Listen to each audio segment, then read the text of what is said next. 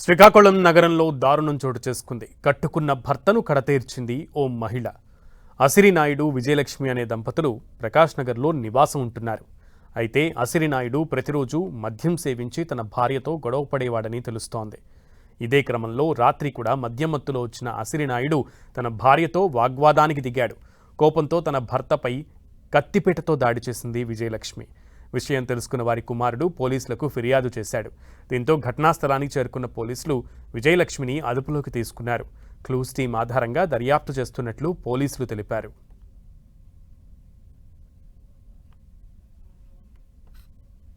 Call రాగానే మా staff night ఉన్న స్టాఫ్ ఎవరైతే ఉన్నారో స్టాఫ్ విజిట్ చేయడం జరిగింది. మణికంఠ అనే అతను మా నాన్నగారు సస్పిషియస్గా పడి ఉన్నారు అని చెప్తే అంతటా స్టాఫ్ మరి నైట్ రెండు ఆఫీసర్లు విజిట్ చేయడం జరిగింది. విజిట్ చేస్తే కంప్లైంట్ ఎవరైతే మణికంఠ ఉన్నారో అతను మాకు చెప్పేది ఏంటంటే, నేను వచ్చేసరికి 12:30 అయింది, నేను స్విగ్గీలో పనిచేస్తాను, 12:30 అయింది, మామూలుగా మా మంచం మీద పడుతున్నారు, మా నాన్నగారి కింద పడి ఉన్నారు, బ్లడ్లో ఉన్నారు.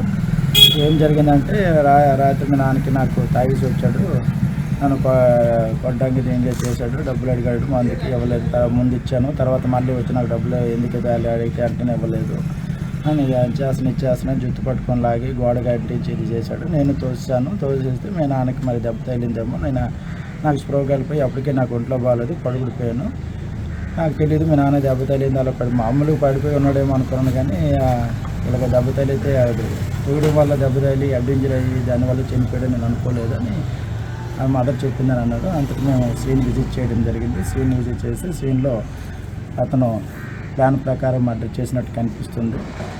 సరే, దాని మీద ఇంకా వాళ్ళ అబ్బాయి గారు ఫిర్యాదు రాసి ఇవ్వడం జరుగుతుంది. ఆ ఫిర్యాదు బట్టి మేము తదుపరి చర్య